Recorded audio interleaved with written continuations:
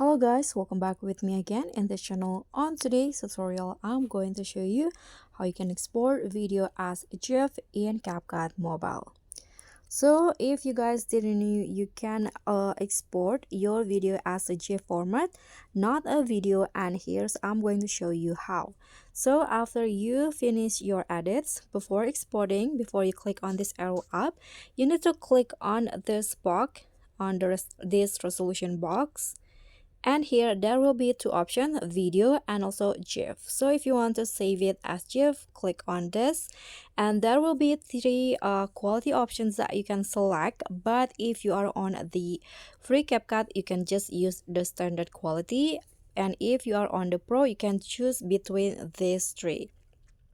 So I'm going to just choose the standard one, and after that, here now it will be saved as GIF, and you can just click on the arrow up to start exporting.